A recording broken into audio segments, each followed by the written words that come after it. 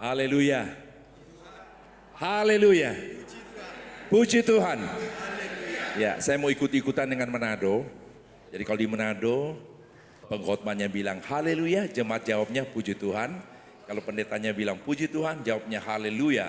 Kalau dia bilang haleluya puji Tuhan, jemaat bilang amin. Oke. Haleluya. Puji Tuhan. Haleluya puji Tuhan. Tepuk tangan bagi Allah kita. Baik, puji Tuhan. Kepada Tuhan saya bersyukur karena Tuhan masih berikan kesempatan saya hidup. Saya selalu bilang di mana-mana. Kenapa?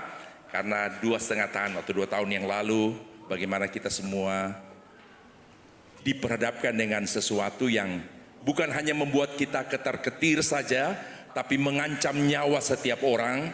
Sampai-sampai rasanya ada suami istri yang tidak pikir pasangannya lagi, tapi dia berpikir tentang dirinya sendiri. Bagaimana dia bisa terhindar dari virus yang mematikan itu, bagaimana dia bisa lepas dari ancaman maut itu. Nah saudara, jadi kalau saya masih ada, karena beberapa teman saya juga hamba Tuhan, mereka telah pergi di masa COVID itu. Ada yang lebih muda dari saya. Jadi saya mengambil hikmah dari dalamnya. Saya berkata, kalau Tuhan masih berikan saya waktu untuk hidup, saya akan gunakan itu berbuat sesuatu yang lebih baik, lebih dari yang sudah pernah saya buat. Nah, saya motivasi Bapak Ibu juga, kalau sampai hari ini, sore menjelang malam ini, Bapak Ibu semua ada, sadarilah bahwa Tuhan masih memberikan kesempatan untuk Bapak Ibu semua berbuat sesuatu yang lebih dari yang pernah Bapak Ibu buat. Yang setuju bilang amin. Coba semua katakan, saya akan berbuat sesuatu untuk Tuhan dan sesama lebih dari yang pernah aku perbuat. Sekali lagi tepuk tangan bagi Allah kita. Baik, puji Tuhan. Apakah masih perlu saya perkenalkan nama saya? Nama saya sudah ada tentunya ya. Nama kecil saya Herman. Ya, semua sudah tahu. Dan nama besar saya Herman. Nah, itu nama besarnya. Kalau nama kecil saya Herman. Ya. Oh, itu Herman tadi. Nama pendek saya Herman. Nah, itu. Kalau nama panjangnya Herman. Itu. Tapi saya suka bercanda. Saya suka bergurau. Waktu sekolah dulu, saya paling suka sekali nonton tukang jual obat. Mulai dari saya kecil, saya sampai pernah berada di atas bahu akrobatik itu.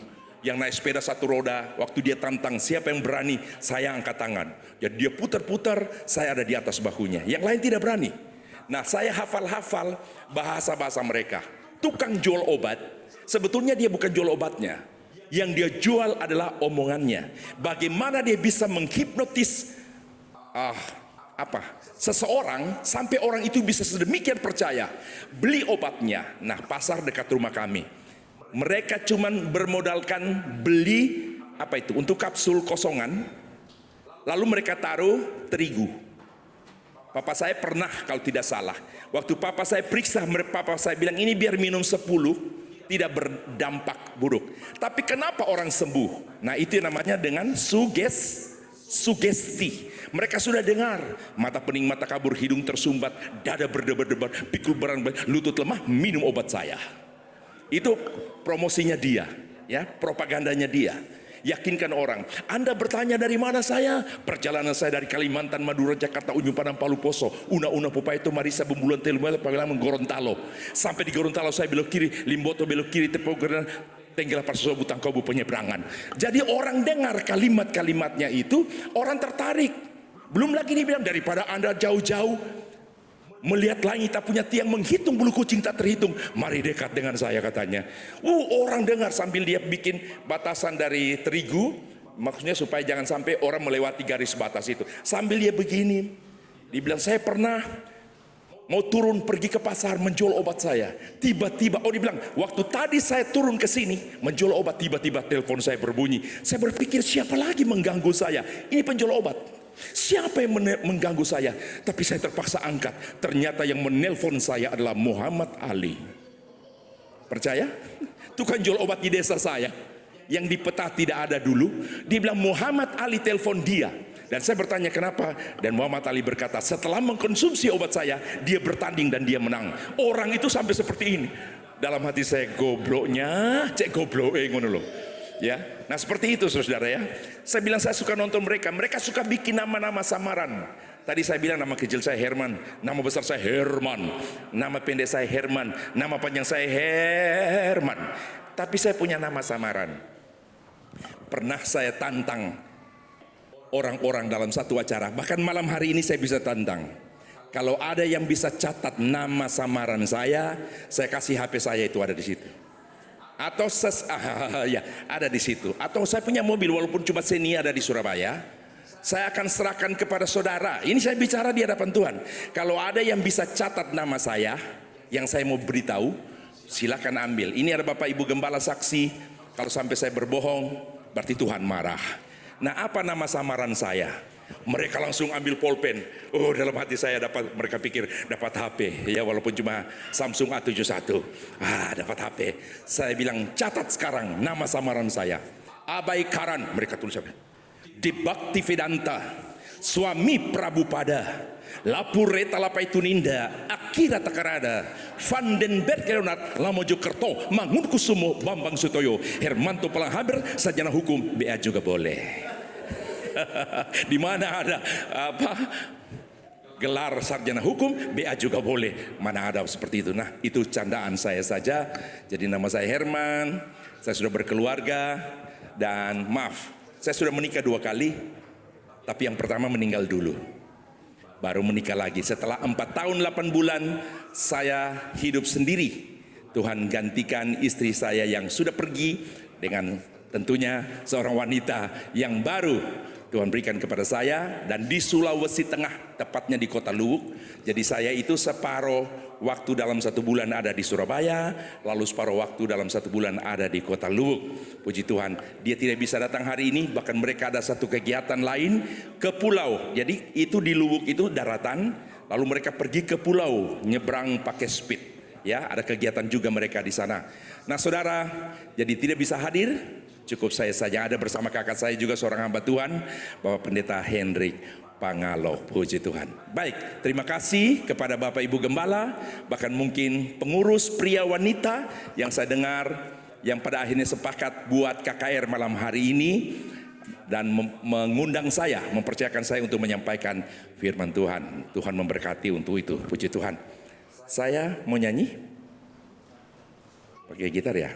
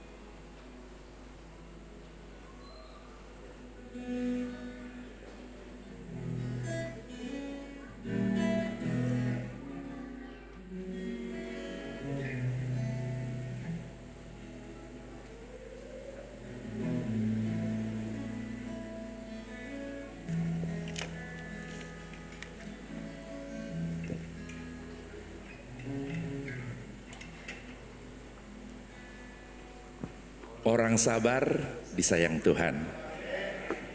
Bela diri itu namanya.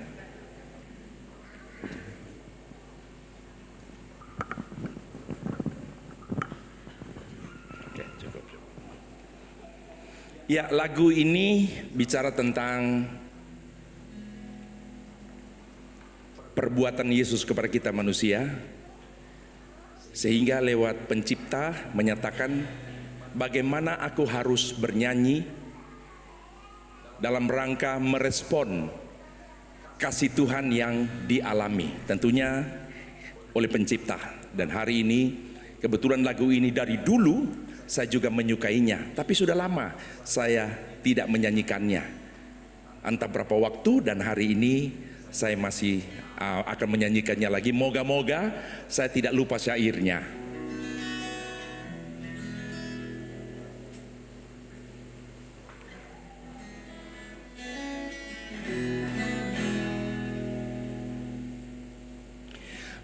Bagaimana ku kan bernyanyi tentang kasih cintamu.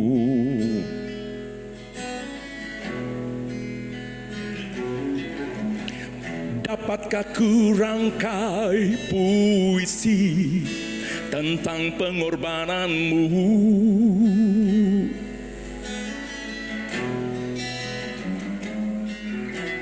Duri yang pedih menggantikan mahkota kemuliaan-Mu. Oh Tuhan, karena diriku yang berdosa, nyawa Kau serahkan.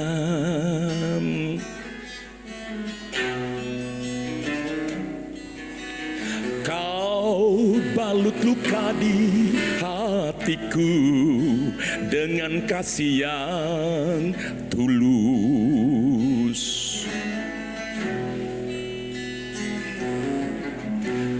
Dosa yang merasuh Kau basuh dengan darah-Mu kudus.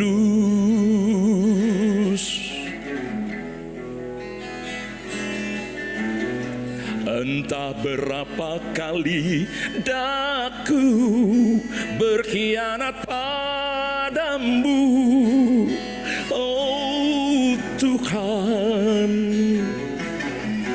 Sebagaimana adanya dakuku berserah padamu.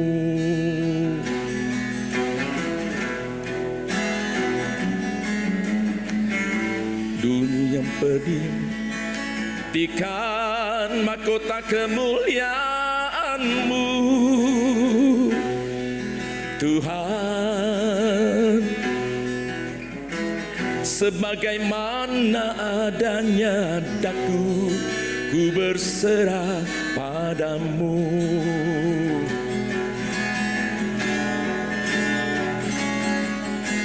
Sungguh ku tak mampu memahami kasih dan setia-Mu,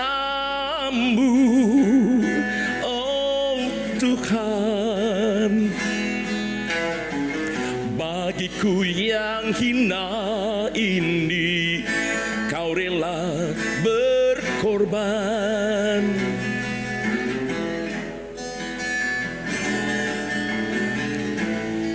Apakah ku sanggup membalas kasih dan setia-Mu, oh Tuhan. Bagaimana adanya daku ku berserah padamu.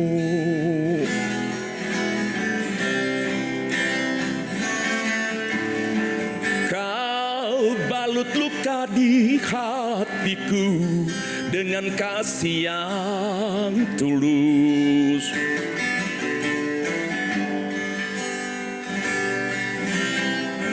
Duri yang pedih menggantikan mahkota kemuliaan-Mu.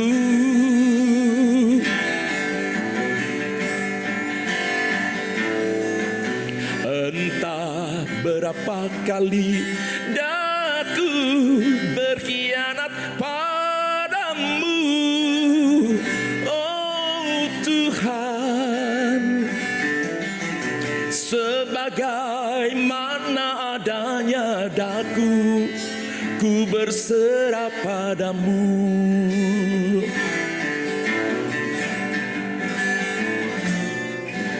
Sungguh ku tak mampu memahami kasih dan setia-Mu, oh Tuhan. Bagiku yang hina ini Kau rela berkorban.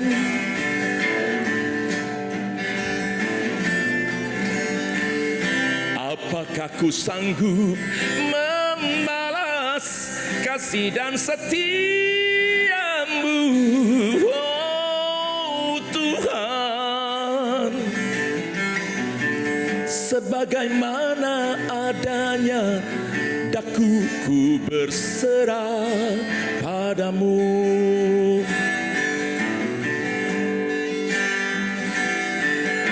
Sebagaimana adanya, daku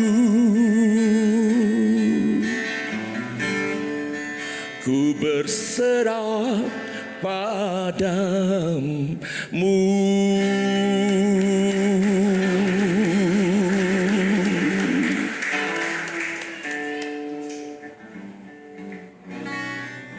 Haleluya. Saya tadi nyanyi sambil dengar mereka bermain musik. Sekilas kalau saya dengar, katanya pemain musik kita juga ada yang sudah tua-tua, tapi mereka bermain profesional menurut saya. Jadi karena mereka mainnya bagus, saya mau tanya dulu, boleh saya nyanyi satu lagu dengan mereka? Boleh? Saudara bilang tidak boleh, saya tetap nyanyi. Itu repotnya.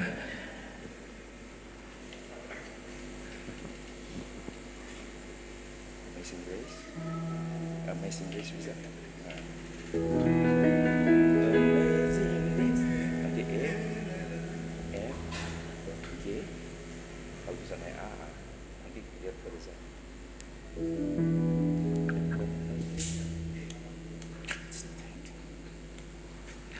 Amazing Grace.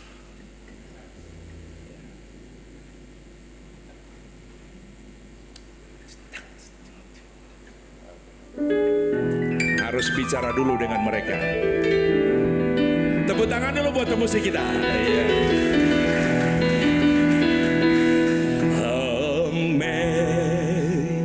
Amazing grace, how sweet the sound that saved a wretch like me.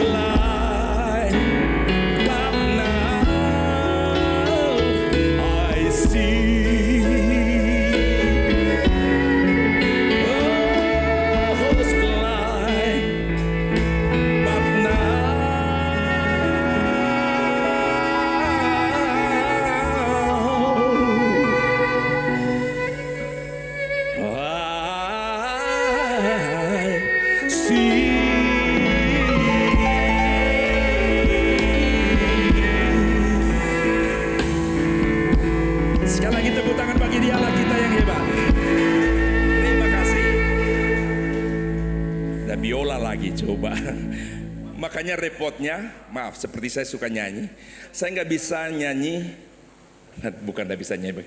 Kalau musiknya bagus nggak mau berhenti gitu, bro. Itu repotnya di situ. Baik, puji Tuhan. Mumpun Tuhan kasih talenta, saya mau pakai. Takutnya saya kalau saya nggak pakai talenta ini, sudah di pintu surga Tuhan tanya, berapa yang sudah kamu buat dari talentamu? Seperti yang 1 talenta, 2 talenta, 5 talenta. Baik, puji Tuhan. Saya selalu meyakini jemaat Tuhan diberkati tidak hanya lewat khotbah-khotbah saya, tapi lewat pujian yang saya nyanyikan. Puji Tuhan. Baik, terima kasih sekali lagi buat kesempatan bagi saya. Mari kita akan segera membuka Alkitab kita. Kalau Bapak Ibu tidak keberatan untuk pembacaan ayat yang sudah ada di depan kita ini, kita bangkit berdiri dan kita akan sama-sama membacakan, bersama-sama memulai, mengakhirinya pun bersama-sama. Dilarang saling mendahului. Kolose 3 ayat 12 sampai ayat yang ke-14. Baik, sama-sama kita baca 2-3. Karena itu sebagai orang-orang pilihan Allah yang dikuduskan dan dikasihinya, kenakanlah belas kasihan, kemurahan, kerendahan hati, kelemah lembutan, dan kesabaran. Sabarlah kamu seorang terhadap yang lain, dan ampunilah seorang akan yang lain apabila yang seorang menaruh dendam terhadap yang lain. Sama seperti Tuhan telah mengampuni kamu, kamu perbuat jugalah demikian. Terakhir, dan di atas semuanya itu kenakanlah kasih sebagai pengikat yang mempersatukan dan menyempurnakan. Sampai di situ jangan dulu duduk. Saya tambah 1 ayat. 1 Korintus 16 ayat yang ke-14. Jadi ayat yang kita baca tadi adalah ayat firman yang memotivasi kita untuk hidup dalam kasih. Coba kita lihat apa kata di dalam 1 Korintus 16 ayat 14. 2-3. Lakukanlah segala pekerjaanmu dalam kasih. Tuhan Yesus berkati. Silakan duduk Bapak Ibu. Saya mau tanya dulu, waktu saya sampai jam berapa?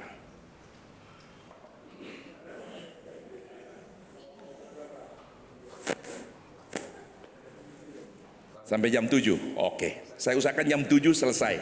Itu usaha saya. Di luar usaha saya tidak tahu. Nah, sebelum saya masuk pada materi khotbah saya, terlebih dahulu saya ingin membawa saudara untuk secara bersama kita melihat apa latar belakang penulisan dari surat Kolose ini, ya, surat Rasul Paulus kepada jemaat Tuhan yang ada di Kolose. Saya selalu begitu, kalau kepada saya diberikan tema, saya harus cari dulu latar belakang daripada tema yang ada itu. Tentunya tema tidak lari daripada ayat yang sudah diberikan. Nah saudara, surat Kolose ditulis oleh Rasul Paulus ketika dia berada pada satu situasi yang sebetulnya tidak memungkinkan untuk Paulus melakukannya, namun kenyataan atau realitanya Paulus telah melakukan. Dalam situasi bagaimanakah Rasul Paulus menulis surat ini? Dia berada di penjara. Yang diperkirakan dia berada di penjara di sebuah kota, itulah Roma. Nah, coba kita lihat apa latar belakang sampai dari penjara Rasul Paulus punya beban yang besar untuk menulis surat ini. Latar belakang adalah ketika Rasul Paulus mendengar ada satu berita atau informasi yang disampaikan oleh satu pribadi yang bernama Epafras. Epafras dia menyampaikan kepada Paulus mengenai situasi dan kondisi jemaat Tuhan yang ada di Kolose ketika itu. Jadi kondisi rohani mereka disampaikan oleh Epafras kepada Rasul Paulus saat Paulus berada di penjara. Pertanyaannya, siapakah orang yang namanya Epafras itu? Yang jelas bukan kakak saya. Tidak ada hubungan dengan saya dia, ya.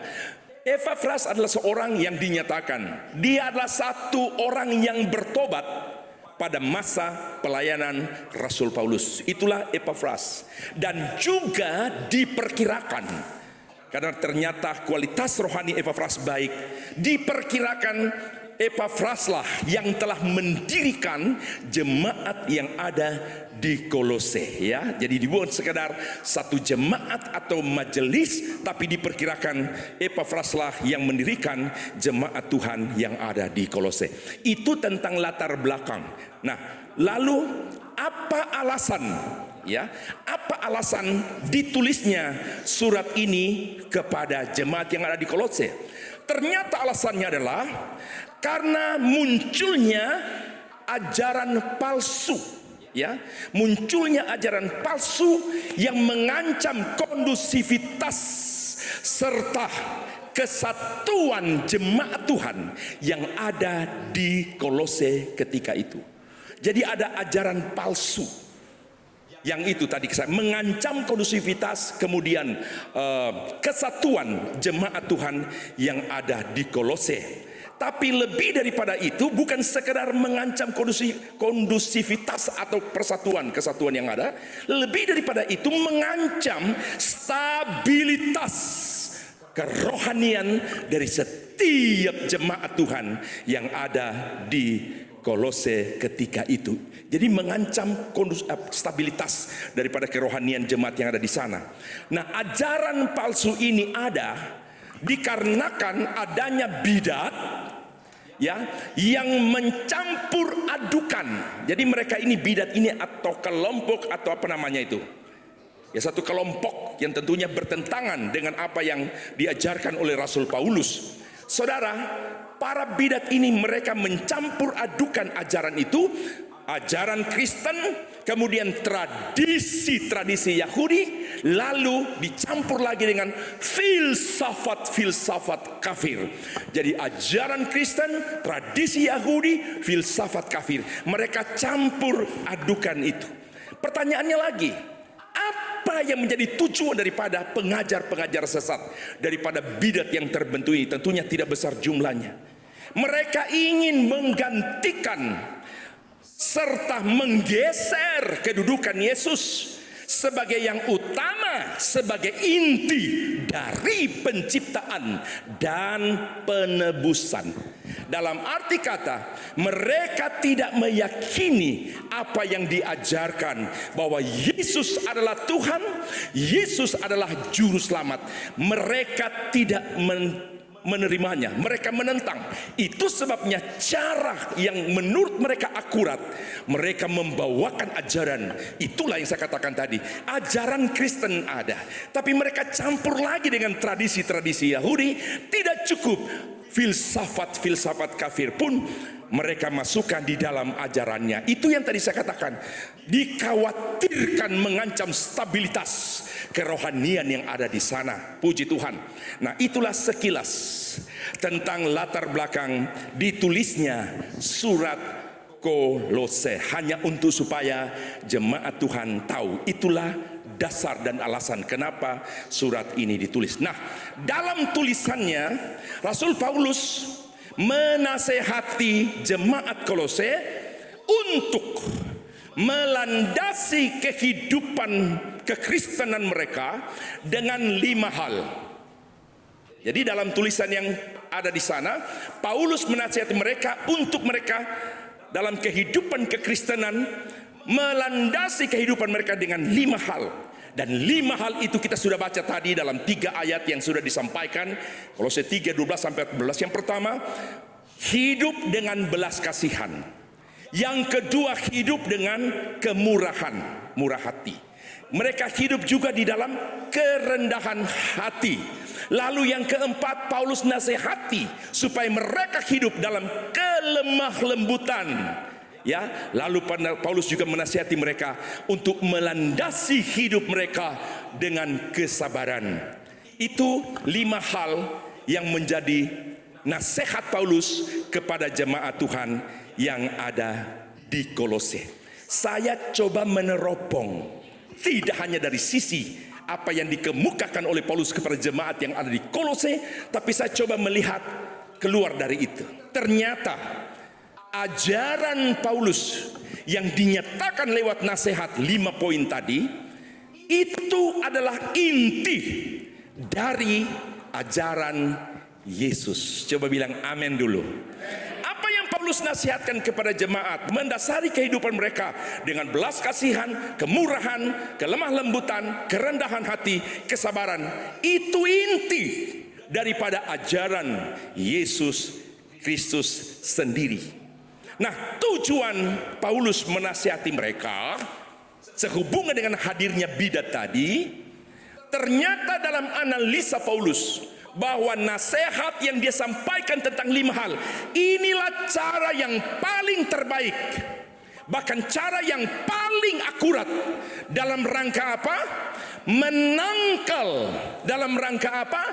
Mematahkan segala bentuk argumentasi daripada pengajar-pengajar sesat itu. Jadi dengan berkata, landasilah hidupmu dengan belas kasihan, kemurahan, rendah hati, lemah lembut, sabar. Itu yang menjadi senjata untuk mereka bisa menangkal serta mematahkan ajaran-ajaran yang menyesatkan, yang mencampur adukan ajaran Kristen, tradisi-tradisi Yahudi, dan juga filsafat-filsafat kafir. Artinya apa coba? Dengan mereka hidup berdasarkan 5 hal tadi, ketika mana ada bentuk ajaran yang lain, maka jelas mereka tahu ini bukan dari Tuhan. Jadi itu yang saya maksudkan, cara terbaik dan akurat menangkal serta mematahkan segala bentuk argumentasi yang disampaikan oleh para pengajar-pengajar sesat ketika itu. Nah, tema yang diberikan kepada kita dalam KKR ini, khususnya kepada saya, pembicara, tema kita adalah, kita baca sama-sama dengan suara yang nyaring. Tema kita 2, 3. Jangan lelah menabur. Coba Bapak Ibu tanpa saya dengan suara yang nyaring. Coba dengan volume suara ketika mana saudara marah anak, marah sekali. Coba 2, 3. Nah, saudara terjebak. Berarti kalau marah anak suaranya kayak begitu. Tidak. Saudara, coba kita sama-sama lagi. Mungkin saudara bilang, itu karena om pakai mic, makanya suaranya keras. Saya lepas. 2, 3. Jangan lelah menabur kasih. Kalau saya menantang orang untuk suara nyaring, orang bilang begini. Kalau orang Batak bilang, itu kan karena Pak Pendeta memegang mic, makanya suaranya kan menggelegar. Coba lepaskanlah mic-mu itu. Ada orang Batak di sini? Oh, ada dong. Aha margamu. Si tanggang olo. Yesus pas-pas kita sudah. Itu komunikasi kita. Walaupun au daun halabata, sangir, tapi padida Charles si mengurah. Gitu ya. Ada orang Inang sian Sumatera. Guru au belajar bahasa Batak. Sauti bui bahasa Batak. Yesus pas-pas kita sudah. Yang penting jumolo malului hamu harajoni debatai dokot nasa di gorana dungi teman nama aka ondeng. Tuh saya bilang Tuhan berkati selalu, asal carilah dahulu kerajaan Allah dan kebenarannya, maka semua akan ditambah. Itu arti bahasa tadi. Itu benar ya? Tanya dulu, mau konfirmasi, jangan suruh pikir saya bikin-bikin. Benar? Saya pernah khotbah. Om Hendrik Rentukau pernah undang saya khotbah Natal di sebuah restoran besar di Genteng Kali, restoran Bima. Saya baca tentang Yohanes 3:16. Saya baca dulu, baru saya bilang, saudara, bahasa Indonesia terlalu dangkal maknanya. Saya baca dalam bahasa Yunani, saya artikan. Om Hendrik itu guru kita di sekolah Alkitab. Waktu saya bilang saya akan baca Yunaninya dan maknanya, Om Hendrik sampai begini. Mungkin dia pikir luar biasa murid saya ini menguasai bahasa asli Yunani. Saya bilang, aisongon ono holong ni rohani debata di portipion. Polado anana sasarai di lehon. Asa unang magugunap no persia di mana, asa hang luas selena di mana. Om Hendrik begini. Dalam hati saya, kasihan Del 1-0. Saya lihat beberapa pendeta Hari Sanger, yang senior-senior kan diundang juga. Mereka semua mengagumi. Saya sengaja tidak munculkan dialek Batak. Saya cuma aisongon ono holong ni rohani debata di portibion, polado anana satai di lehon diberi. Asa unang magugunap no persia di mana, asa luas selena di mana. Saya kasihan lihat mereka. Saya bilang, saudara, itu bahasa asli Batak. Baru Om Hendrik begini, merasa tertipu. Kalau orang Batak yang bilang itu Yohanes 3:16 bukan seperti tadi. Tadi itu memang bahasa Bataknya. Tapi kalau warna orang Batak aiso lo holong di rohadi ne baca di purtivion. Pola do ananda sasadi di lehun. Asa unang magukuru persepedi di mana? Asa mulai selia di mana? Hatahon amin. Cuma orang Batak yang bilang amin. Karena saya bilang katakan amin ya. Puji Tuhan. Kita tepuk tangan dulu bagi Allah kita. Oke, jangan lelah menabur kasih. Apa gerangan yang menjadi makna yang terkandung dalam tema yang diberikan ini? Makna yang saya dapatkan yang ada di situ, hiduplah senantiasa di dalam kasih. Itu yang pertama. Yang setuju bilang amin. Coba bilang, saya mau selalu hidup di dalam kasih. Oke. Atau kita ambil bentuk kalimat lain, teruslah berbuat baik kepada sesama. Katakan itu 2, 3. Itulah makna yang terkandung dalam jangan lelah menabur kasih. Hiduplah senantiasa dalam kasih, teruslah berbuat baik kepada sesama. Nah, sesama di sini bukan cuma sesama jemaat. Alkitab mengajar kita sesuatu yang tidak ada dalam ajaran agama manapun. Bukan cuma orang yang baik kita kasihi, bahkan orang yang memusuhi kita, orang yang buat jahat, Alkitab bilang buat baik, berdoa, berkati mereka. Yang setuju bilang amin. Mau berbuat baik pada orang yang buat jahat? Satu-satunya cara untuk mematahkan niat busuk yang berkelanjutan, buat baik saat mereka buat jahat. Percaya apa tidak? Ada orang yang pernah bilang begini, teman saya sendiri, Pendeta Herman, babi, anjing, sapi. 3 jenis, babi, anjing, sapi. Pernah bilang sama saya mau tanya, kira-kira menurut saudara saya marah apa tidak? Hamba Tuhan loh. Marah saya apa tidak? Itu nggak enak kalau bilang marah. Mungkin pikir ya, hamba Tuhan, marah saya. Tapi disinilah saya mau katakan, untungnya kita orang percaya yang ada Roh Kudus. Urapan darah sangir saya naik melebihi ubun-ubun. Tapi karena ada Roh Kudus, secepatnya ini saya alami, dibawa lagi, ditekan sampai ke titik netral, ke titik nol lagi.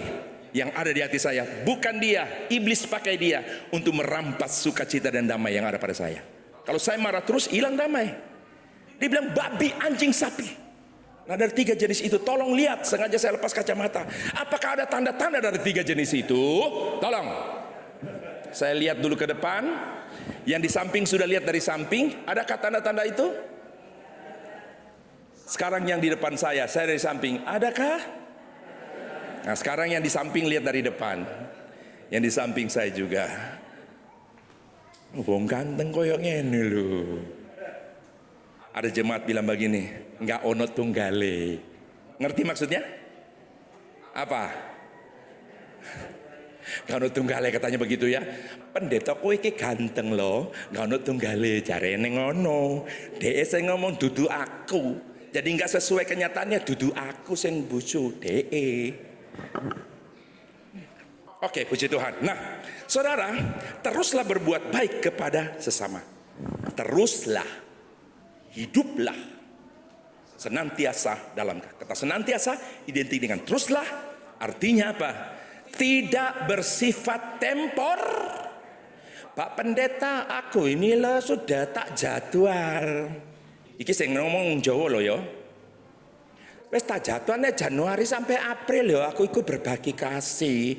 Nek jumpa wong iku tak sapa, tak sapa ngono lho Pak. Nek aku iku ono apa tak bagi. Ya toh? Tak ewangi sopo wae, itu Januari sampai April. Nek jadwal berikut itu nek Mei sampai Agustus loh Pak ya. Mei atau sampai September itu aku berhenti buat baik.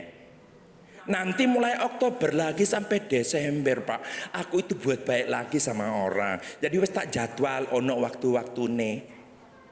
Firman Tuhan ngajar kita berbuat baik kepada orang, kepada sesama. Bahkan orang membenci kita, berbuat jahat sekalipun.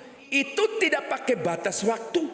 Seterusnya kita berbuat, katakan amin. Tapi aku tidak sanggup Pak Pendeta. Aku tidak bisa. Carane ibu-ibu. Lawang pacarku lho, Pak. Saben dino aku ikut dibentak, Pak. Mulai kerja aku iki dibentak Dede, Pak. Ya ono sing I love you gak ono. Apa aku harus berbuat baik PDE? Kalau dengan kekuatan kita tidak bisa. Bilang amin. Makanya saya bilang untungnya kita punya apa di dalam kita? Roh Kudus itu akan memberi kemampuan asal kita mau. Saya bilang tadi sama kakak di jalan, yang namanya Roh Kudus menolong bagi orang yang mau berusaha. Kalau orangnya diam, tidak mau berbuat sesuatu, Roh Kudus tidak akan menolong. Kalau Roh Kudus paksa, itu bukan penolong, penodong. Saudara dari pasar bawa belanjaan, tiba-tiba orang lihat saudara keberatan gitu. Bu, sini tak tolong. Enggak, sini tak tolong. Enggak, wes aku tolong. Apa itukah menolong, penolong? Iku jenenge oh. Puji Tuhan. Ini baru pembukaan loh ya. Jadi tidak bersifat temporer. Coba kita baca Galatia 6 ayat 9. Nah, ini saya ambil ayat-ayatnya. Teruslah berbuat baik, hiduplah senantiasa dalam kasih. Coba apa kata Galatia 6 ayat 9? Sudah? 2, 3. Janganlah kita jemu-jemu berbuat baik. Karena apabila sudah datang waktunya, kita akan apa? Menuai. Jika kita tidak menjadi bertolak dari ayat yang baru saja kita baca. Ternyata, coba bilang ternyata. Ya, ternyata apa di sini? Ada upah bagi orang yang berbuat baik. Dibilang apa di atasnya? Kita akan menuai jika kita tidak menjadi lemah. Ada upah di balik perbuatan baik kita. Mungkin saat kita berbuat baik kita belum dapatkan. Tapi nanti di balik itu. Barusan kemarin saya coba nonton di TikTok atau di apa itu. Satu oma opa yang di satu restoran, sementara berhadapan dengan pemilik restoran. Namanya Daniel, berarti Kristen di barat ini. Hanya ekspresinya saja. Rupanya oma opa sudah habis makan, lupa bawa dompet. Dia marah, mereka minta maaf, dia tidak terima. Yuk, bapak ibu harus bayar katanya. Bayar. Rupanya temponya apa?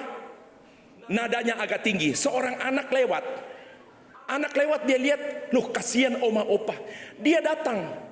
Dia punya uang tabungan yang dia persiapkan di HUT di hari itu untuk pacarnya. Dia sudah nabung. Dia kerjanya itu kayak apa? Kaleng-kaleng kosong. Dia sudah tabung.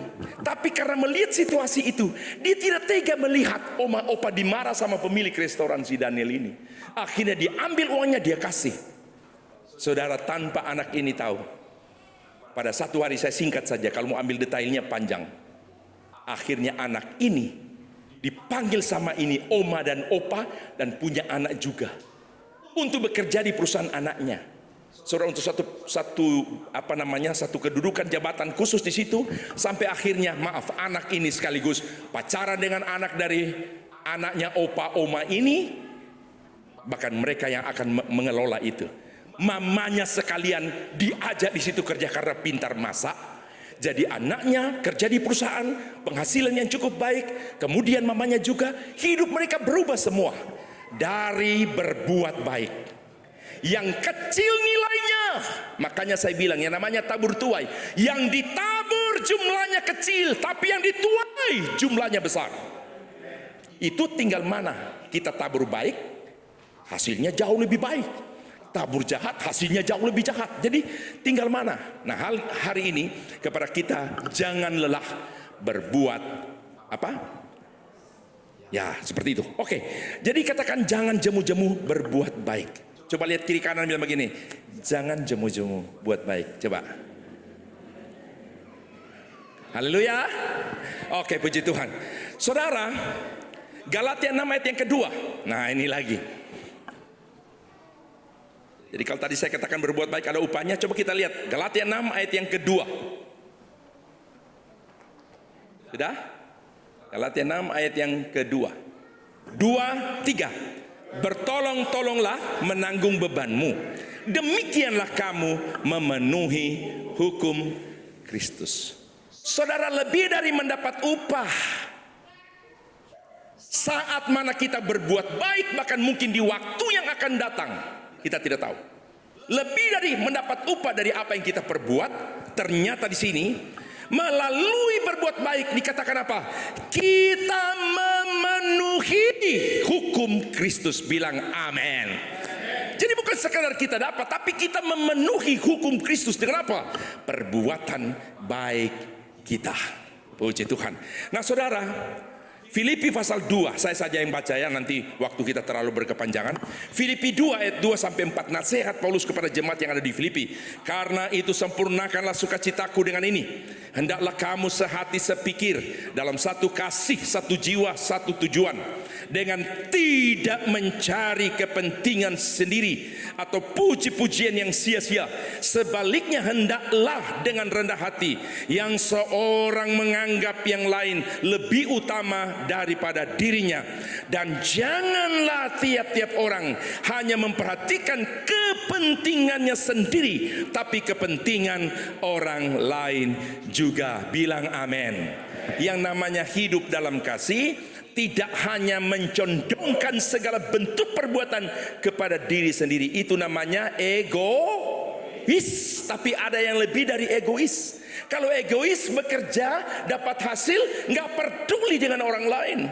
Kalau bahasanya Bapak Gembala, orang Manado, istilahnya kalau kita sukses, kita jaya, berhasil orang lain susah hidupnya, orang Manado bilang, waduh, farekle dengana. Farekle, itu enggak tahu dari bahasa Belanda, tahu ya. Farekle dengana, itu orang kalau hidupnya egois. Tapi ada yang lebih parah dari egois, egosentris. Masuk juga pengertian hasilnya untuk dirinya. Tapi kalau sudah egosentris, menjadikan semua bukan sebatas apa yang dia raih, punya orang, dia bilang punyaku milikku, punyamu juga milikku. Nah ini yang koruptor-koruptor itu orang yang sudah egosentris. Saya berpikir begini, kenapa ya mereka sudah dalam jabatan kedudukan yang tinggi dengan penghasilan gaji yang besar masih lagi begitu? Itu sudah mencapai itu. Ya makanya kita bersyukur kita nggak masuk, kita tidak ada dalam jabatan itu. Tidak mengajar jemaat jadi pesimis, tidak mau mengeneralisasi. Siapa tahu di sini ada jemaat yang memang ya jadi menteri pada satu waktu, ya kan? Ketika nanti cucu saya jadi presiden, nanti saya mau bilang tolong ambil dari Balong jadi menteri-menteri. Mau wanita ke, mau pria ambil dari Balong. Waktu saudara jadi menteri, saudara hidup seperti firman Tuhan. Katakan amin. Ya jangan hidup untuk diri sendiri. Saya punya satu ayat dalam Amsal 3 ayat 27. Ya, ayat ini nanti saya artikan. Amsal 3:27 berkata begini. Janganlah menahan kebaikan daripada orang-orang yang berhak menerimanya, padahal engkau mampu melakukannya. Saya baca ulang. Janganlah menahan kebaikan daripada orang-orang yang berhak menerima, padahal engkau mampu melakukannya. Apa makna ayat ini? Saya mau beritahu, tolong dengar. Dengar baik-baik. Ternyata tidak semua yang ada pada kita adalah milik kita. Saya ulang, tidak semua yang ada pada kita adalah milik kita. Itu belum berakhir, belum titik koma.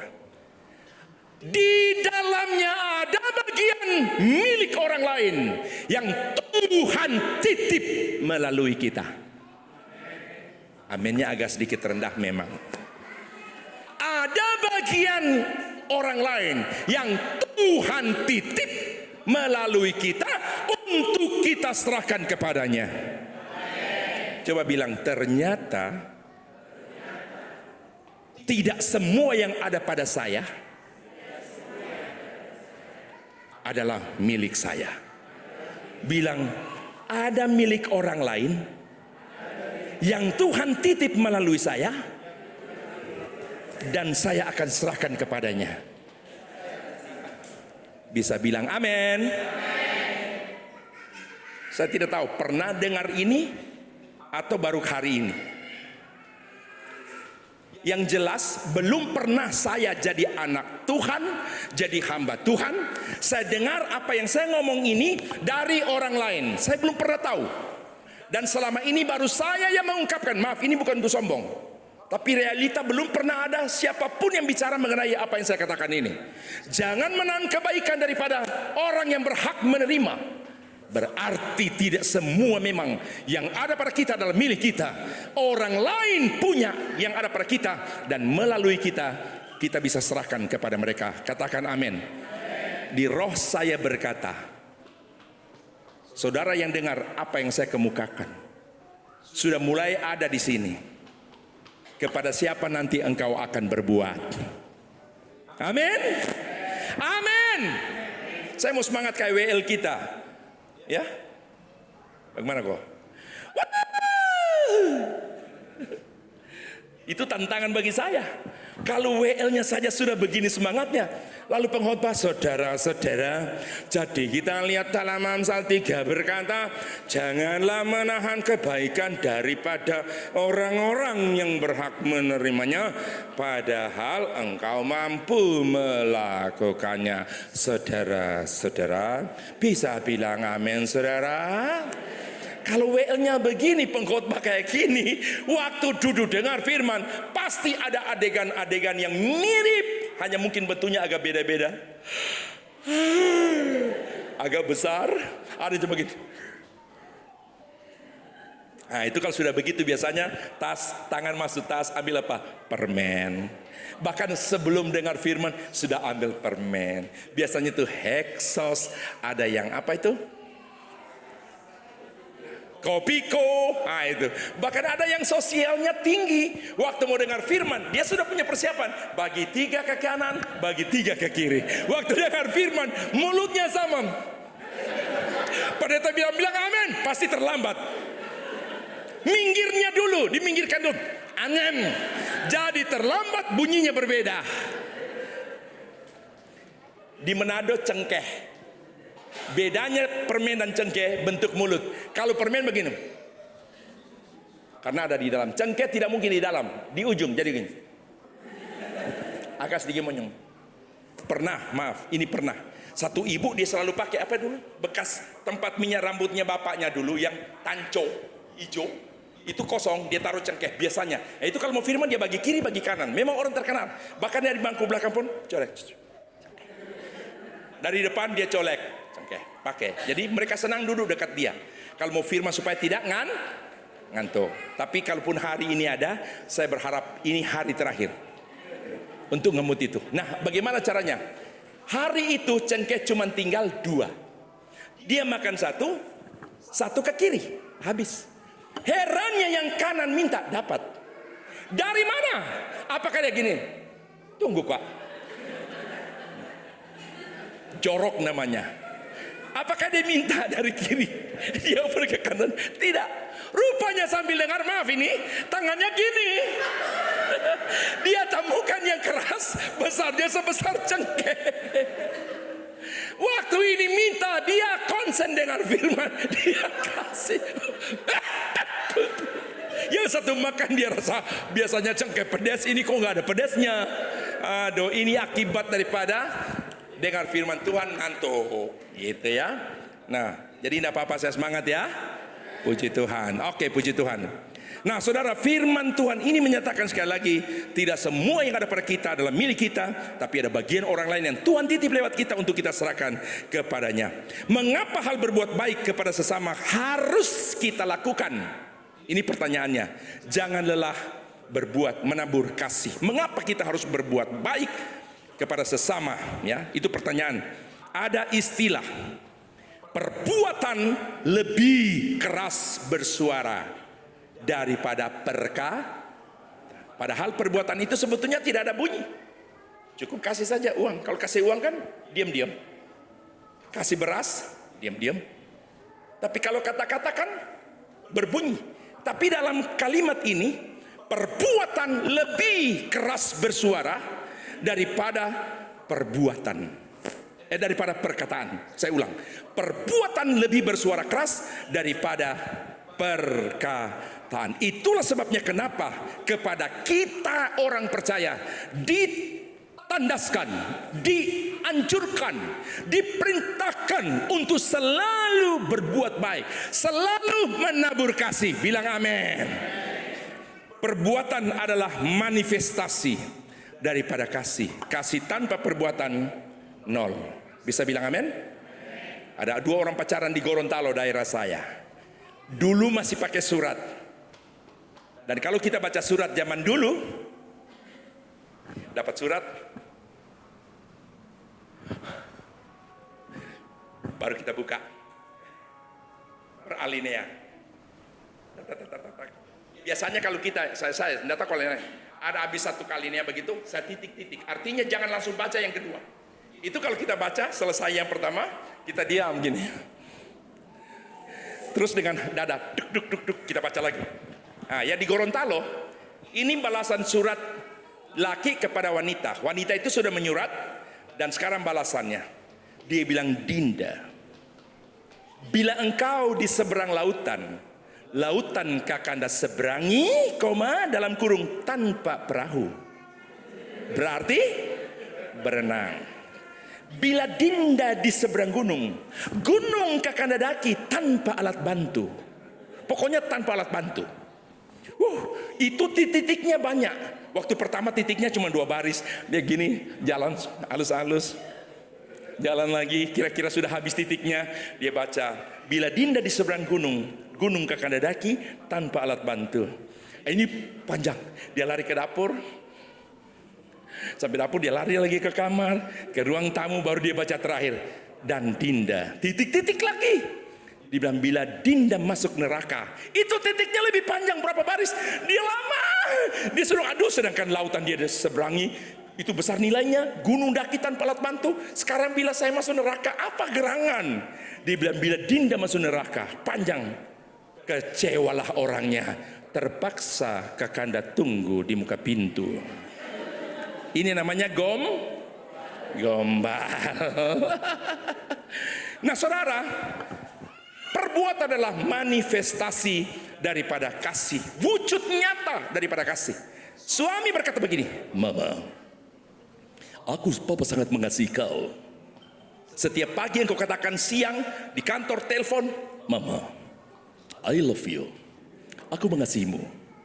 Saya mau tanya, istri, percayakah engkau 1000 perkataan suami yang menyatakan mengasihi, mencintai engkau tanpa dia berbuat? Percaya istri-istri? Tolong. Wih, mantap. Keras sekali, Ci. Tidak. Ada. Tanpa kata-kata, tapi kita perbuat, itu cukup bagi pasangan kita. Bisa bilang amin? Saudara nggak usah bilang I love you, aku mengasihi, tidak perlu. Tapi engkau nyata, wujudkan dalam kasih. Lihat pagi hari, Pak,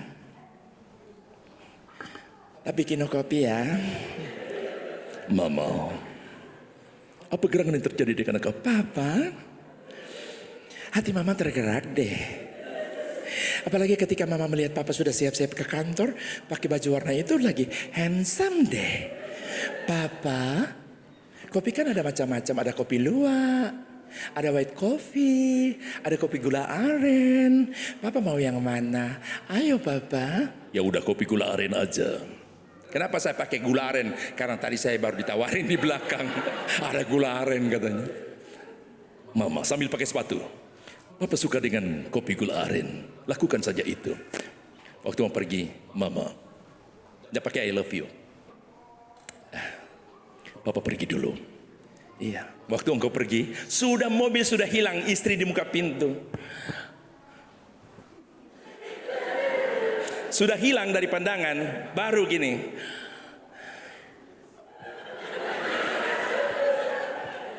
Maaf, gaya saya ini hanya ekspresi ya.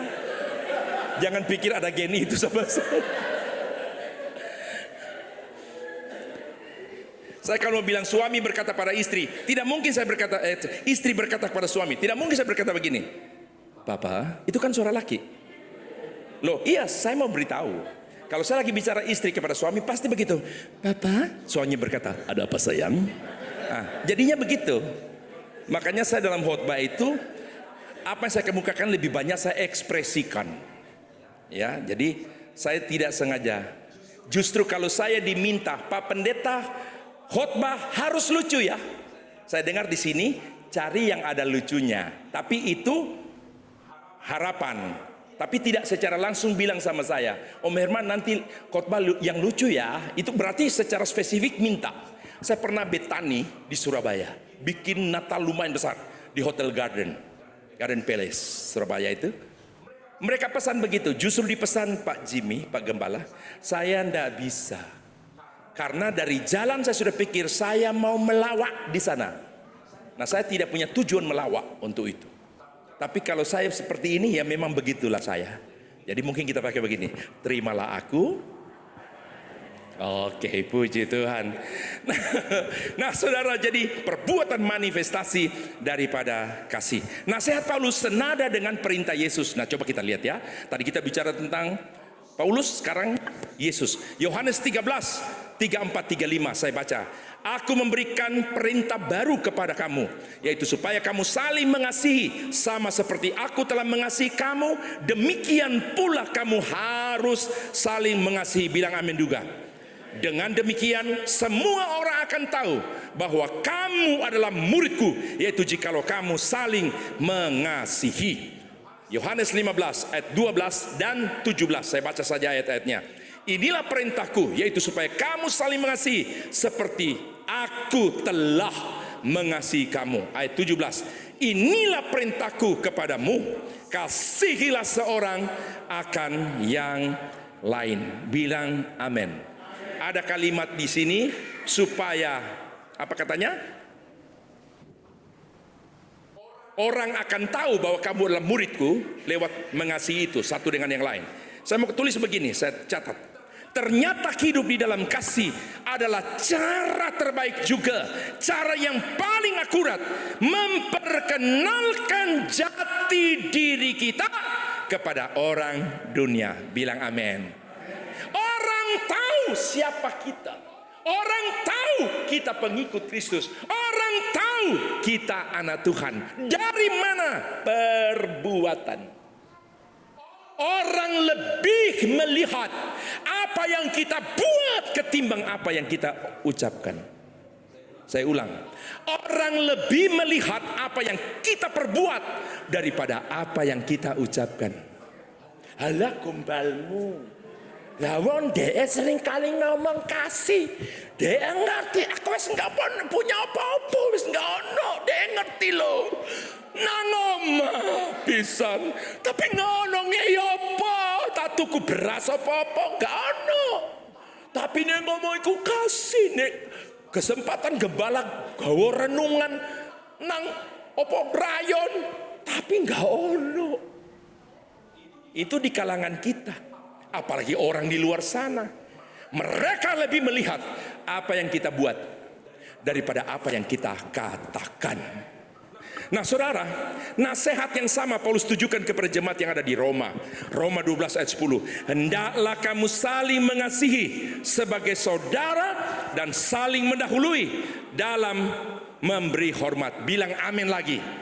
Kalau kita hidup dalam kasih, kita tidak akan menempatkan diri lebih dari orang lain.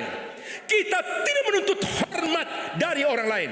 Justru kita menempatkan orang lain lebih dari kita. Bahkan dalam hal memberi hormat, biar kita yang lebih dulu memberi hormat kepadanya. Bisa bilang amin? Itu konsep Allah dalam hidup, dalam kasih. Rasul Yohanes menasehati hal yang sama. 1 Yohanes 3 ayat 23. Dan inilah perintahnya itu, supaya kita percaya akan nama Yesus Kristus anaknya, dan supaya kita saling mengasihi sesuai dengan perintah yang diberikan Kristus kepada kita. Titik berat dari firman yang sudah saya baca barusan adalah hidup saling mengasihi mutlak harus dilakukan oleh setiap orang percaya. Bilang amin. Coba bilang berbuat baik, mengasihi, mutlak. Coba bilang mutlak, supaya saudara ingat apa yang saya ngosok. Coba bilang mutlak. Nek ngene tok, mutlak. Nggak ono ekspresi itu. Ada orang yang kalau peneliti bilang katakan mutlak, ada yang begini, mutlak. Katakan mutlak, dia jawab begini, mutlak. Iku sing wedok, sing lanang sambil ngene, katakan mutlak, dia ngene, mutlak. Katakan mutlak, dia bilang mutlak. Nggak ada gregetnya. Coba belajar, kalau pendeta bilang katakan mutlak, bilang mutlak. Apalagi supaya saudara ingat, bukan cuma mutlak tapi mutlak. Coba bilang mutlak. Mantap. Yang saya heran Pak, di mana-mana saya khotbah, saya bikin apa, saya suruh jemaat ikut. Loh, sungguhan, maaf ya, sampai ada orang-orang kaya yang saya tahu mereka ini orang-orang pengusaha, kalau saya suruh mereka bikin, coba bisa begini, mutlak. Saya sengaja lihat, waktu saya bilang katakan mutlak misalnya, mereka begini, mutlak. Coba kalau orang lain yang suruh itu, ya saya pikir kapan lagi mau suruh mereka kan? Iyalah, mumpung lagi khotbah begini. Nah saudara, itu sesuatu yang mutlak. Dikarenakan apa? Hidup saling mengasihi adalah perintah Tuhan, perintah Yesus langsung kepada kita. Sebagaimana aku mengasihi kamu, demikianlah kamu harus mengasihi sesama. Saudara mengasihi tanpa syarat. Coba bilang mengasihi tanpa syarat. Ada satu ibu dengan suami kasar. Dia bilang sama gembala, oh, suami saya kasar. Gimana? Gembala sudah tua. Alkitab berkata, jangan kalah dengan kejahatan, tetapi kalahkan kejahatan dengan kebaikan. Mengerti? Ibu ini merasa tidak dibela. Dia bilang, mengerti, permisi. Dia datang ini minta pembelaan gembala. Besok mengalami hal yang sama. Suaminya dorong jatuh dekat kulkas. Om gembala, suami saya baru dorong saya. Gimana? Gembala pakai ayat. Alkitab berkata, jangan berbuatlah baik pada orang yang berbuat jahat, karena perbuatan baikmu seperti bara menghukum. Mengerti? Dia bilang, mengerti. Makasih. Pergi. Ulang lagi datang. Singkat cerita, gembala ini tidak ngerti yang namanya ilmu konseling. Pokoknya kasih ayat terus sampai jemaat merasa tidak dibela. Orang bilang ya mbok ngomong, oh, suaminya memang terlalu. Sebetulnya kalimat begini cukup untuk dia seperti terbela. Ini enggak ayat toh. Terakhir opa kehabisan ayat, tapi opa ingat satu lagu. Ada satu lagu berkata, sabar dalam susah sukar. Tahu lagunya ini? Ibu bilang, tahu. Gembala bilang, boleh nyanyikan itu. Dia nyanyi, harusnya kan gini, walaupun marah-marah, sabar.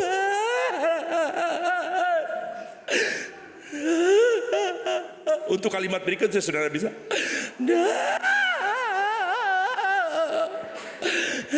susah sukarmu. Harusnya begitu ya, walaupun marah sambil nyanyi. Karena mangkel dari awal nggak dibela sama gembala, dia nyanyi jadi lain.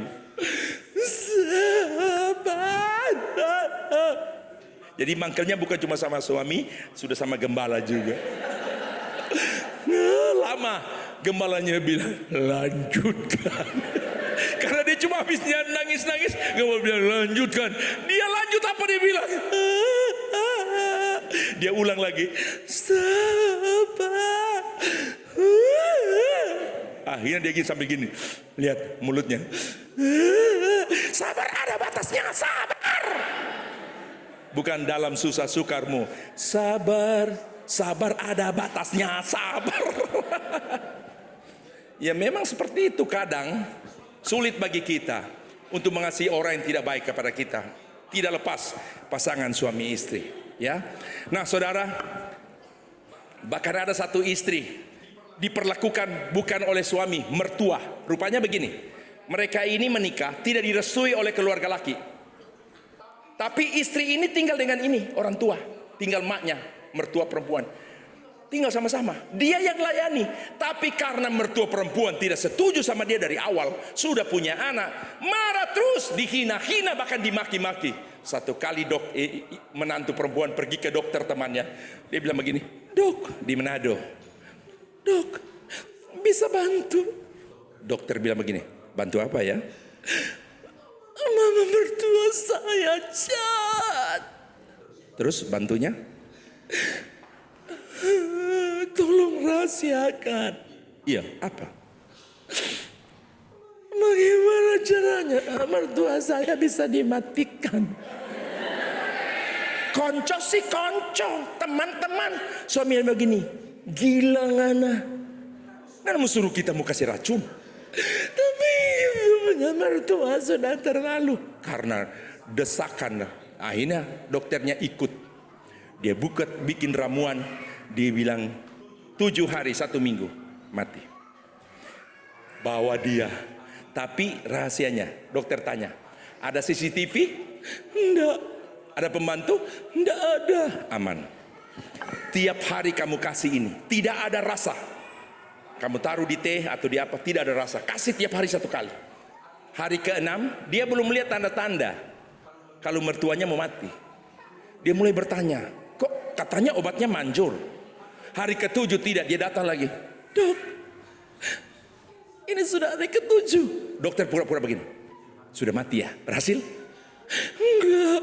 Oh, dokter bilang begini, pokoknya setiap hari kamu senyum sama dia, supaya tidak akan tahu. Karena kalau dia mati, biasanya polisi datang. Dia tanya-tanya, mungkin siapa yang lihat kamu marah-marah. Jadi untuk menghindari itu, kamu tiap kasih kamu senyum. Dia mau maki, dia mau bilang apa, hina kamu, pokoknya kamu senyum ya. Dia bilang, iya. Tiap hari dia senyum kasih, maknya marah maki. Tidak. Saudara, hari ke-7 datang, dia bilang belum mati. Dokter tanya, sudah mati? Dia bilang, belum. Terus, kok saya lihat tambah sehat? Hah, masa? Tapi kamu lakukan apa yang saya suruh. Setiap kali kamu layani, kamu senyum. Dia maki, dia marah, kamu tidak marah. Iya, pokoknya saya senyum terus, saya ketawa. Baru dokter bilang, iya, yang saya kasih itu vitamin. Iya. Baru ditanya, sekarang mertuamu lagi marah? Masih marah?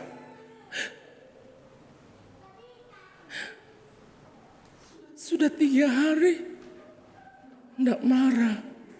Kebetulan anak Tuhan, dia bilang begitu. Itulah Alkitab bilang, berbuat baik kepada orang yang berbuat jahat. Rupanya dia kasih firman Tuhan lewat perbuatan baik. Memang perbuatan jahat hanya bisa dimatikan melalui perbuatan baik. Bilang amin. Perbuatan jahat dimatikan oleh perbuatan baik. Di sini tidak ada menantu wanita, semua sayang mertua wanita. Agak kurang meyakinkan. Menantu wanita sayang mertua wanita. Menantu pria sayang mertua wanita. Mertua wanita sayang menantu wanita. Mertua laki sayang menantu perempuan. Haleluya. Iya. Tapi memang kalau firmannya sudah model-model begini, bro, itu terasa gitu loh. Agak sedikit turun aminnya. Kurang gini. Orang Jawa bilang, mateng kon. Kene aku. Yang lebih asik lagi kalau firman Tuhan itu tentang suami istri. Pas suami yang keras, kalau mereka duduk sama-sama, suami hamba Tuhan bilang, ampunilah pasanganmu. Kalau engkau istri perlakukan semacam itu, ampuni suamimu. Pas suaminya di samping, istri begini. Dalam hatinya, Baru dia lirik. Tapi dari sini saya lihat tidak ada yang begitu. Semua pasti aman. Katakan amin. Berdoa supaya firmannya cepat selesai. 1 Yohanes 4 ayat 11. Saya habis ayat-ayatnya. Saudara-saudaraku yang kekasih, jikalau Allah sedemikian mengasihi kita, maka haruslah kita juga saling mengasihi. Allah sudah mengasihi kita, kewajiban kita mengasihi sesama. Katakan amin. Rasul Yohanes memotivasi kita untuk apa? Mengasihi dengan menjadikan kasih Kristus kepada kita sebagai pola, sebagai contoh, sebagai standar kasih kita kepada sesama. Bilang amin. Jadi ukurannya di situ. Sebagaimana Allah mengasihi kita, itu yang kita pakai jadi ukuran. Kita mengasihi orang. Kan Tuhan mengasihi kita bukan pada saat kita baik. Orang lain tidak baik pada kita, tapi kita mau jadikan dia sebagai orang yang berhak menerima kebaikan kita. Bilang amin. Tepuk tangan bagi Allah kita. Puji Tuhan. Nah, bagaimana untuk kita bisa melakukan berbuat baik pada orang yang berbuat jahat, kepada semua orang dimanapun, bahkan tidak pernah mungkin berjumpa dengan kita. Ada satu rumus dan ini luar biasa. Kita baca sama-sama. Markus 12 ayat 30. Kalau sudah begini mendekati akhir, maunya saya. Markus 12 ayat 30. Tapi memang saya pikir-pikir tadi di mobil, di kereta, kalau saya khotbahnya setengah jam misalnya ya, perjalanan saya 4 jam ya. Saya berpikir harusnya seimbang dengan lamanya saya di perjalanan. Loh, saya khotbah gitu. Sudah kalah keterlaluan panjangnya Pak. Sebetulnya jemaat tidak bisa protes kalau hamba Tuhan khotbah lama. Karena apa? Posisi kita berbeda. Saya dalam posisi berdiri. Capek. Bapak Ibu posisi? Waktu pujian saya ikut berdiri, Bapak Ibu berdiri. Tapi waktu khotbah saya berdiri, Bapak Ibu duduk. Jadi kalau pendeta bilang saya khotbah 2 jam, ndak usah protes, jarno ae. Saya pegel sikile sopo. Lah deto pasti pulang mulai nang Surabaya ku nelpon sing mijit. Jadi sebetulnya kalau kita khotbah lama yang rugi secara begitu-begituan. Ya pengkhotbah karena lama dia berdiri, capek ya dia sendiri. Kasihlah Tuhan Allahmu dengan segenap hatimu dan dengan segenap jiwamu dan dengan segenap akal budimu dan dengan segenap kekuatanmu. Mengasihi sama dengan berbuat baik. Seperti halnya Yesus yang banyak hal diperbuatnya sebagai manifestasi daripada kasihnya kepada kita. Matius 25, 35 sampai 36. Sebab ketika aku lapar, ini saya ambil contoh, Yesus pernah berkata begitu. Sebab ketika aku lapar, kamu memberi aku makan. Ketika aku haus, kamu memberi aku minum. Ketika aku seorang asing, kamu memberi aku tumpangan. Ketika aku telanjang, kamu memberi aku pakaian. Ketika aku sakit, kamu melawat aku. Ketika aku dalam penjara, kamu mengunjungi aku. Melalui firman ini, kepada Tuhan menyatakan bahwa kasih identik dengan berbuat. Coba bilang, kasih identik dengan berbuat. Ya. Jadi seperti yang tadi saya katakan, orang berhak menerima buat. Saudara di perempatan, hati tergerak kasih. Walaupun tidak dalam jumlah, karena Tuhan tidak melihat memberi standar berapa yang saudara buat, tapi seberapa yang Tuhan taruh di hati, gerakan engkau berbuat sesuatu, perbuatlah itu. Apalagi sebagai jemaat Tuhan, berbuat buat gereja, tempat di mana saudara digembalakan. Katakan amin. Nah, ini Yohanes 3:16, identik kasih itu dengan berbuat. Karena begitu besar kasih Allah akan dunia ini sehingga telah mengaruniakan anaknya yang tunggal. Saya sampai di situ saja. Coba bayangkan kalau Allah hanya koar-koar di sorga, aku mengasihi engkau, tanpa ada bukti daripada kasih di mana dia berbuat mengaruniakan anaknya. Apa kata kita? Dan hari ini kita tidak akan pernah mungkin ada kalau kasih Allah hanya sebatas pada kata tanpa ada perbuatannya. Tapi Allah telah menunjukkan bahwa dia mengasihi yang dia buktikan lewat perbuatan. Kalau dikatakan Allah mengaruniakan anaknya, bagaimana caranya? Wujud nyata daripada kasih, 1 Yohanes 3 ayat 16a. Demikianlah kita ketahui kasih Kristus, yaitu bahwa ia telah menyerahkan nyawanya untuk kita. Bukan cuma sekedar sekadar penuhi apa yang kita butuhkan secara lahiriah, secara materi jasmani, tapi sampai nyawanya, sesuatu yang termahal dalam dirinya, itu yang sudah dia berikan kepada kita manusia. Katakan amin. Dan tidak akan pernah ada satu pemberian yang kita terima senilai dengan apa yang Yesus buat. Jadi kasih identik dengan berbuat. Satu contoh terakhir. Pernah dengar Nyonya Teresa? Seorang yang terkenal dengan tokoh sosial. Rasanya di dunia dia yang paling tinggi dalam hal sosial. Pekerjaannya hanya berjalan di tempat-tempat kumuh, mencari-cari orang yang sekiranya bisa ditolong. Satu ketika saya ambil ini kisah. Dia berjalan di pinggir jalan, dia menemukan di satu selokan ada seseorang yang rambutnya sudah panjang-panjang, sudah tergelepar di situ, separuh badan ada di air. Dan waktu dia angkat, dia melihat di kaki-kakinya sudah berulat, sudah luka-luka berulat. Dibawalah orang ini, entah mungkin dia minta bantu. Dibawa, kalau ibarat sekarang puskesmas, rumah kesehatan, dibawa ke sana. Saudara, dalam catatan, bukan suster yang dia minta membersihkan itu, dia sendiri yang bersihkan ulat-ulat yang ada di tubuhnya. Dia siapkan pakaian yang baik, dia wangikan, dia pakai parfum, dan sementara dia memakaikan baju, terasa dalam genggaman tangan, ada genggaman tangan kepada tangan Nyonya Teresa. Lalu dengan suara terbata-bata dia berkata, tadi aku diselokan, aku berpikir aku akan mati seperti binatang. Tetapi ternyata saat ini aku menjadi seperti seorang malaikat. Dia mati layaknya seorang malaikat. Yang dia pikir dia mati bagaikan seekor binatang, ada di selokan, sudah berulat. Tidak lama orang itu mati setelah dirawat oleh Nyonya Teresa. Saudara, perbuatan yang dilakukan oleh orang mengasihi tanpa memperhitungkan, memikirkan keuntungan apa yang bakal kita dapat. Lewat tema hari ini, jangan lelah menabur kasih. Bisa bilang amin? Dalam segala aspek saya mau katakan kepada saudara, lakukan sepanjang engkau tahu. Itu adalah perintah Tuhan kepada saudara. Jangan lelah berbuat baik. Lalu pertanyaan, kapan kita melakukannya? Sekarang. Sampai kapan? Selama kita hidup. Bilang amin.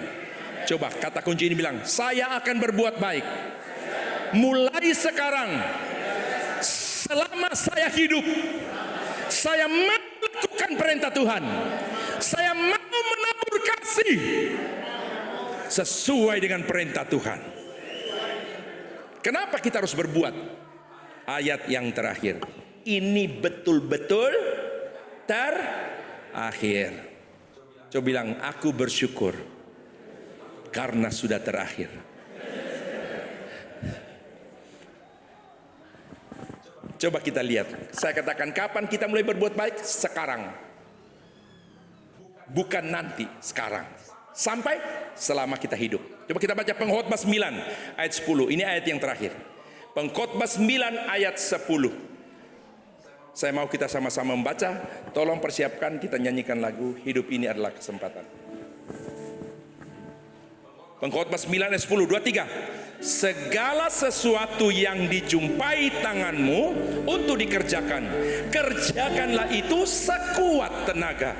Karena tak ada pekerjaan, pertimbangan, pengetahuan, dan hikmat dalam dunia orang mati.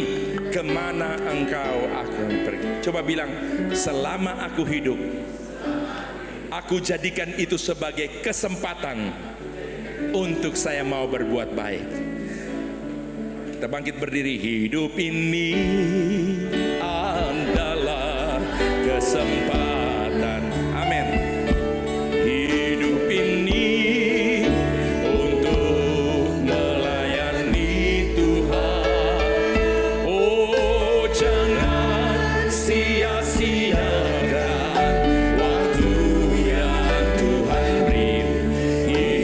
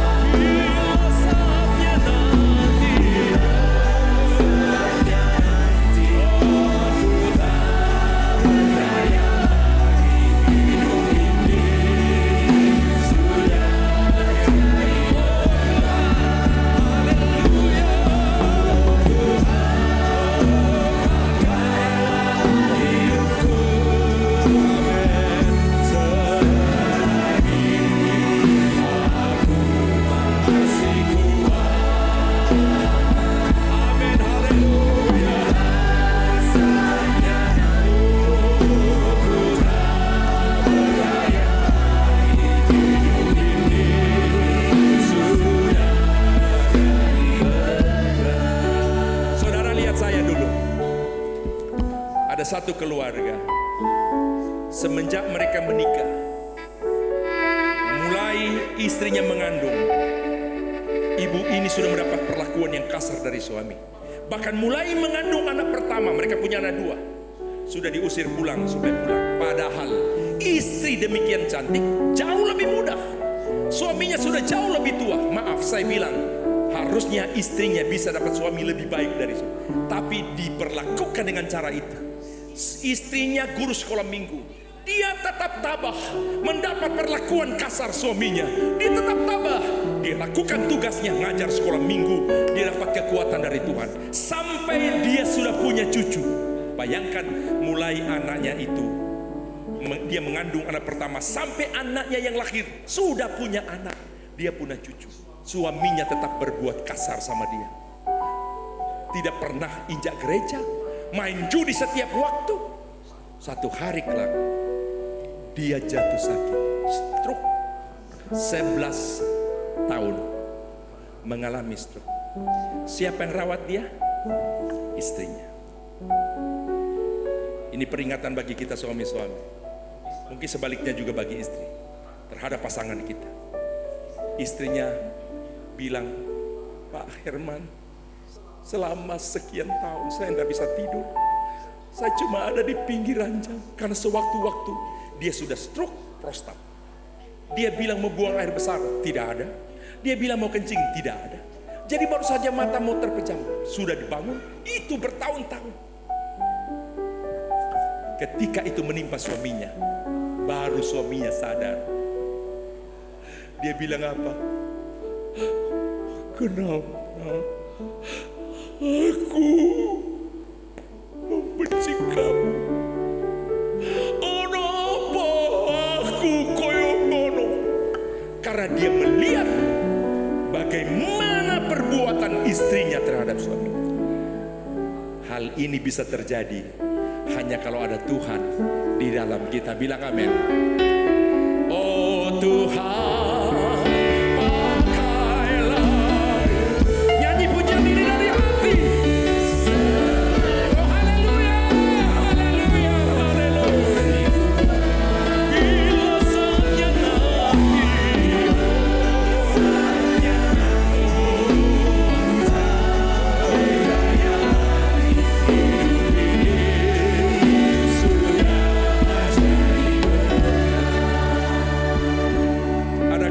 saudara yang mau didoakan, saya tidak undang engkau maju, cukup di tempatmu saja. Saya minta semua pejamkan mata.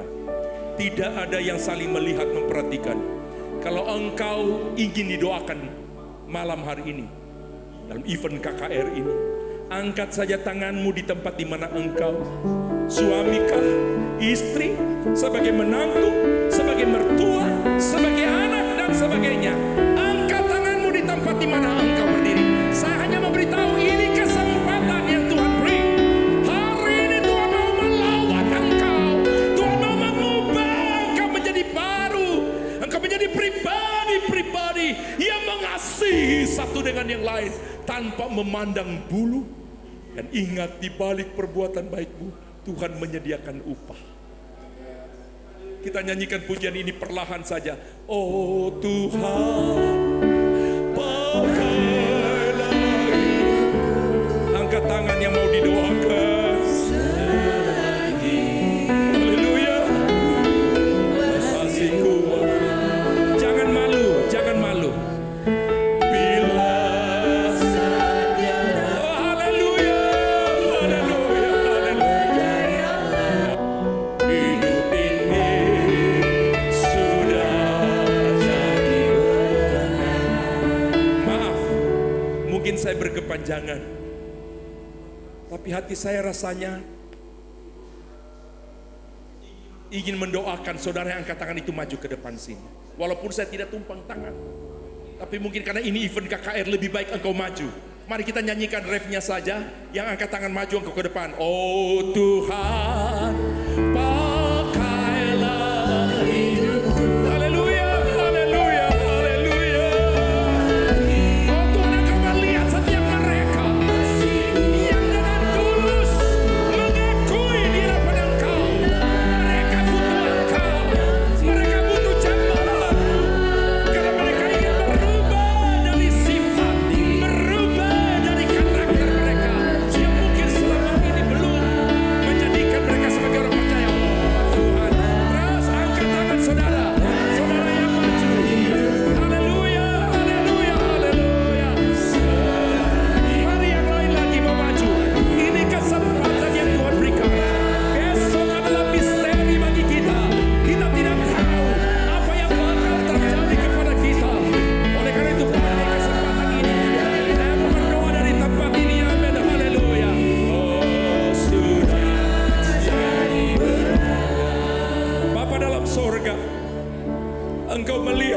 kekasih-kekasih kami yang datang dengan polos, dengan tulus di hadapan Engkau. Mereka butuh jambahan-Mu, mereka butuh Engkau dalam hidup mereka, untuk mereka dapat melakukan perintah Tuhan, untuk mereka hidup mengasihi satu dengan yang lain. Terlebih mereka mau mengasihi Engkau dengan segenap hati, jiwa, akal budi, dan kekuatan mereka. Suami istri saling mengasihi, menghormati satu dengan yang lain. Di dalam nama Yesus, kami percaya Roh Kudus menjamah setiap mereka, mengubah sifat, mengubah karakter buruk mereka. Sebagai suami istri yang selama ini mungkin tidak ada damai, mereka akan berdamai satu dengan lain. Sebagai mertua dengan menantu, mulai hari ini mereka saling mengasihi satu dengan yang lain. Sebagai orang tua dengan anak, ada kasih di antara mereka. Di dalam nama Yesus, di dalam nama Yesus. Haleluya. Saya percaya saudara yang maju ke depan, saudara sudah dijamah oleh Tuhan, saudara sudah diubah oleh Tuhan. Engkau akan pulang dengan keadaan yang berbeda. Tepuk tangan yang meriah bagi dia. Boleh kembali ke tempat masing-masing. Oh Tuhan,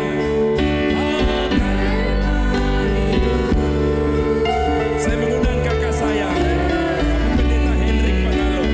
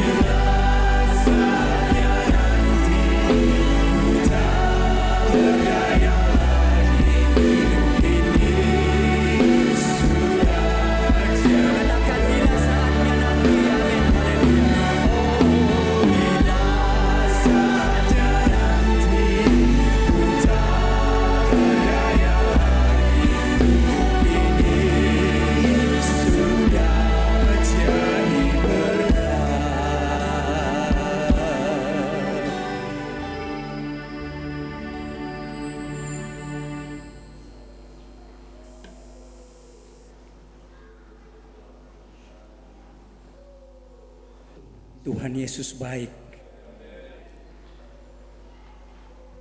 Firman-Mu luar biasa yang kami terima saat malam hari ini. Engkau tahu masing-masing pribadi kami. Engkau tahu masing-masing keluarga kami. Kami diberkati dengan firman Allah yang sudah disampaikan. Terima kasih Tuhan. Terima kasih Tuhan. Mampukan kami bukan hanya sekedar mendengarkan apa yang sudah disampaikan, tetapi melalui kuat kuasa Roh Kudus yang berkarya dan bekerja dalam kehidupan kami. Mampukan kami untuk menjadi pelaku-pelaku firman, agar supaya hidup kami semakin hari semakin berkenan kepada Tuhan. Bahkan lebih dari itu, agar supaya melalui kehidupan kami boleh menjadi berkat bagi orang lain, bagi sesama kami yang membutuhkan pertolongan, baik itu sesama seiman, demikian juga orang yang belum mengenal Engkau. Dapat kami praktekkan kasih itu kepada mereka Tuhan. Terima kasih banyak Tuhan. Terima kasih Allah. Hamba-Mu yang sudah menyampaikan firman Allah, Engkau memberkati dia dimanapun dan kapanpun dia melayani. Dia boleh menjadi berkat bagi orang lain, dan banyak jiwa diberkati dan banyak jiwa yang dimenangkan. Itu bukan karena kekuatannya, tetapi melalui kuat kuasa Roh Kudus yang ada di dalam kehidupannya. Terima kasih banyak Tuhan, terima kasih Allah. Kami yakin dan percaya semua kami yang hadir malam hari ini, semua telinga yang sudah mendengarkan kebenaran firman Allah, baik yang ada di dalam ruangan ini bahkan mungkin di luar ruangan ini, kami semua sudah diberkati oleh Tuhan. Dan kami pulang sebentar dengan membawa damai, sejahtera, dan sukacita dari Tuhan. Terima kasih banyak Tuhan. Dengan penucapan syukur kami sudah terima berkat firman-Mu di dalam nama Tuhan Yesus Kristus Juru Selamat kami yang hidup. Haleluya, puji Tuhan. Amin. Puji Tuhan.